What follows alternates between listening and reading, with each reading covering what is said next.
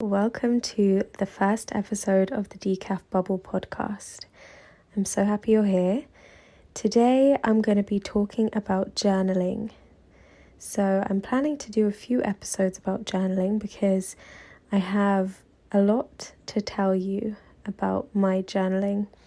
I've been journaling for 12 years, over 12 years now, and it truly is something I can't imagine my life without. I don't know who I'd be if I hadn't journaled for 12 years, pretty much every day. It's kind of the foundation of my relationship with myself, and I just really have so much to say and so much to share about journaling, and so that's what I want to talk about with you today. So in this first episode, I'm going to be talking about 5 benefits that I have experienced from journaling. So let's jump straight in. So the first one is I enjoy my own company. I have been journaling since I was 16, and I guess being a teenager, it's a very tumultuous time.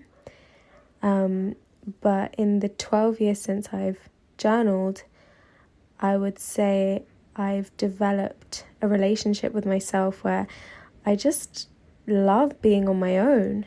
I was a natural born introvert in a way, although I've always loved being confident and extroverted in a sense and being really sociable, but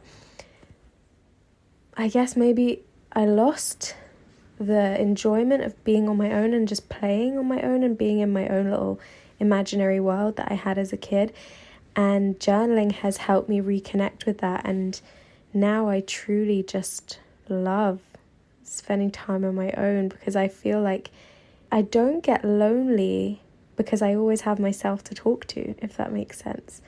And I obviously need other people, and I love to be with other people, and after a day or two of being on my own, I usually do want at least to call someone up and speak to somebody else and have that connection. But I can just go for hours and hours in my own company. I love going out to a cafe on my own. I love eating on my own. And I love just being in my own space and just being in my own aura, just vibing with myself. And I think a huge part of that is just the relationship that I've cultivated with myself, where it's such a safe space for me to always go to my journal, and if anything's bothering me, just have a conversation with myself. And I know that I can count on myself to be there for me. And it's just made me really enjoy and appreciate soaking in my own energy and being with myself and thinking my own thoughts, and all of that just feels so invaluable and just precious. So that is definitely a benefit from journaling. One of my favorite things to do is go out into a cafe and just journal, get some coffee and or breakfast or lunch or whatever, and just sit in a cafe and just journal. And that just feels like such a complete ritual in itself. So I feel like wherever I am, as long as I have a journal, I never feel like I'm alone. So that's number 1. Number 2 benefit is I feel confident in the knowledge that I can process difficult emotions. So I basically feel like whatever life springs at me, I have tools and I have a well-worn practice of taking these problems and these issues to my journal, writing them out, processing them, finding clarity, and finding solutions for myself. I don't feel reliant on a therapist, or I don't feel like my best friend has to be free to talk to me when I'm in a negative place, or if I'm feeling really heavy emotions. And that's not to say that we should never receive support from other people. We 100% need that as well. But it's almost like it goes hand in hand for me with having the ability to receive support from other people. I'm not reliant on those other people, so there's no like unhealthy dependence on somebody else. And I think maybe before I used to journal, I felt quite reliant on the people or the things that I would rely on if I was feeling difficult emotion. It felt quite like maybe anxiety inducing or vulnerable, like, well, what am I going to do if this person isn't in the mood to help me or can't speak to me right now or isn't free, you know? That's quite a vulnerable place to be. So for sure, you know, we need people, but also knowing that you don't always need somebody else to hold space for you, that you know how to hold space for yourself, that is so priceless. And I mean, it literally is nearly priceless. It's nearly free, because all it costs is a pen and paper, which isn't very expensive. And it just takes time to develop that muscle. But the years of doing this, for me, have compounded my ability to do that for myself. And I can process things quite quickly and quite effectively. And I just feel so confident in that knowledge. Yeah, it feels like a really empowering thing that I have. So yeah, that's number 2. The third benefit I want to talk about today is the ability to slow down and soothe my own nervous system. So it's a similar thing to what I was just talking about with number 2, but just really understanding that, you know, the act of writing and the act of like sitting down with something that's not digital technology, although sometimes I do journal on my phone and that also is really helpful, but the act of sitting down with a pen and paper and writing slowly, sometimes when your mind is really racing, it feels like your hand can't write fast enough, you know, to write all the things that are coming up.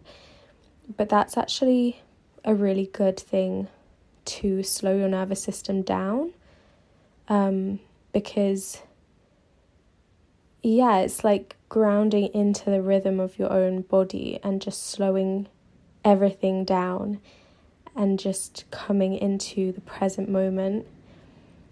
I don't know, there's just something magical, and I'm sure like scientists have probably proven this as well, but just the act of sitting down and reflecting on how you feel and putting it down onto paper, and then when you're finished you have all of this physical visual representation of what you've just said and how you're feeling now. Yeah, it's just a very soothing process for the nervous system, just to take that space and do something physical with your hands. Okay, number 4 is I have jokes with myself. I think this one pretty much speaks for itself, but is there any better feeling than having jokes with yourself? Like, do you ever just make yourself laugh and crack yourself up and just do something in the company of yourself that is just hilarious to the audience of one, that is you? I don't know. I think there's nothing better than that, really. I have a lot of private jokes and in-jokes that only I would get with myself, and I feel like that's a blessing, you know? It's like the ability to, it just goes back to the ability of enjoying your own company, you know, just having the jokes with yourself, entertaining yourself, and building this whole rapport and this whole like world of your own interesting things, being inspired by yourself, finding yourself funny. Like, I don't know, this sounds so crazy, but to me, it's just one of the best things about journaling is those moments where you just write something and you're like, that's hilarious. Anyways, moving on to the final one, number 5. Number 5 is just how all of this benefits me connecting with the people that I love and how it benefits my relationships so much. I just feel like if I didn't understand myself and my needs the way that I do through these years and years of journaling and self-reflection, I don't know what my relationships would be like. But I feel so empowered in my relationships to communicate better because I'm communicating with myself, because I'm having that open dialogue with myself, and I reflect so much on my own behavior, and I have so much like accountability with myself because I hold myself to a really high standard in how I reflect on my behavior and my responsibility.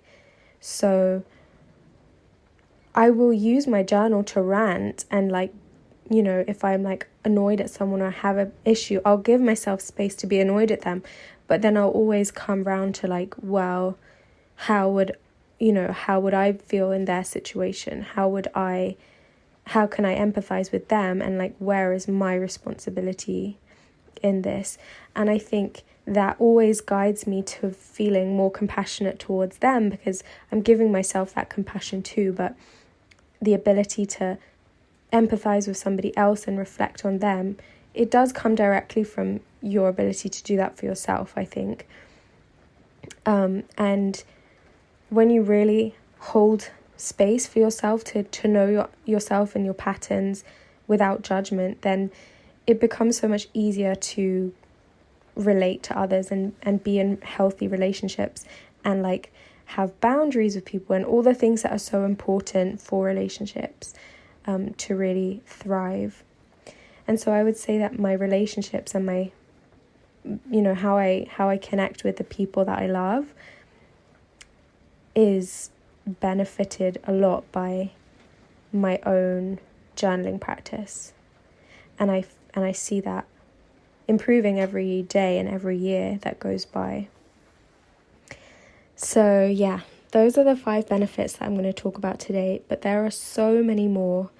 There are just countless benefits to my journaling practice, and there's no way that I could even go into every aspect and every stage of my journaling over the last 12 years in one episode, but I am going to be doing more episodes coming up.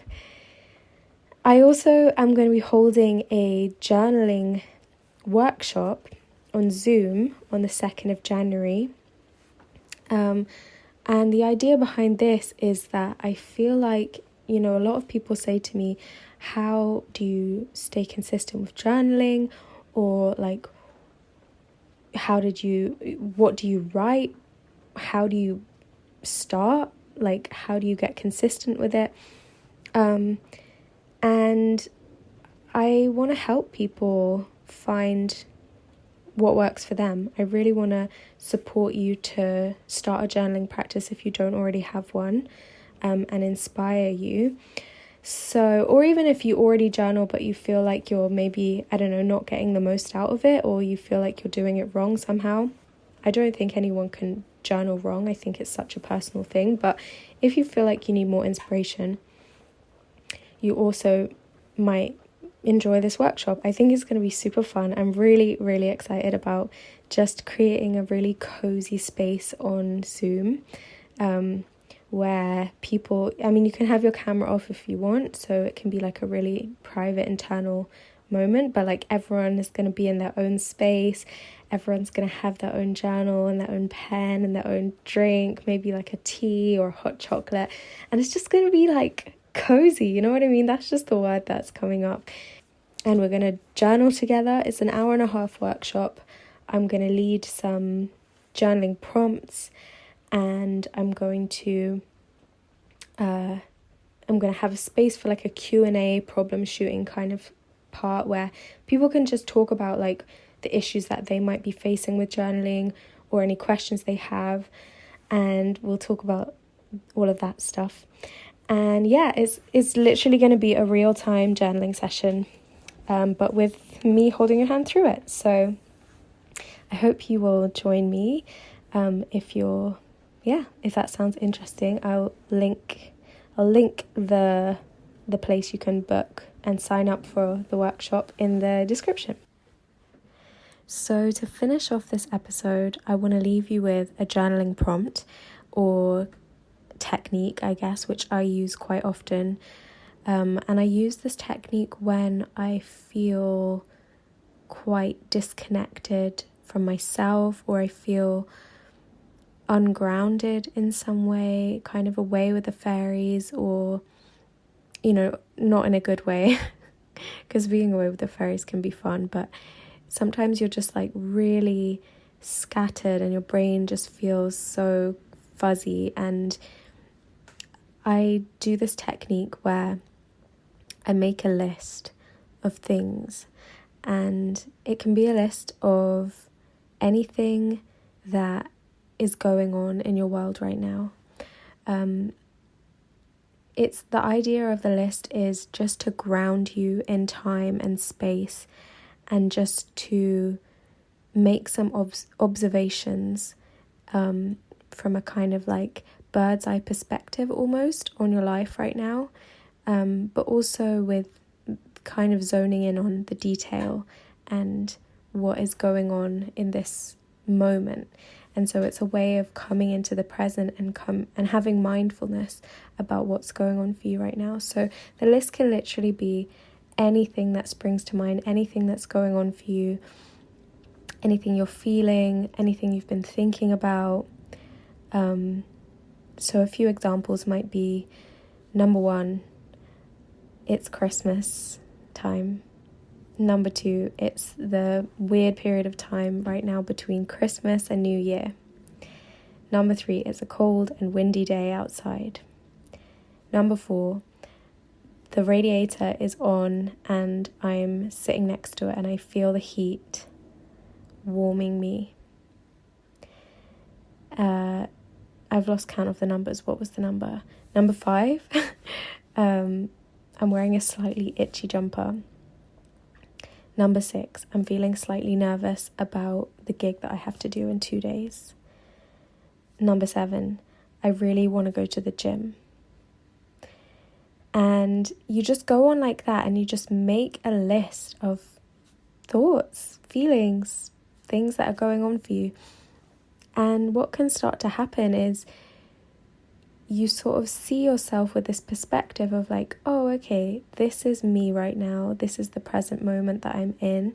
All of these experiences are fleeting. All of these feelings are fleeting and will pass. And maybe it's useful to observe like, oh, I'm actually feeling nervous about this thing, or I'm feeling anxious about something.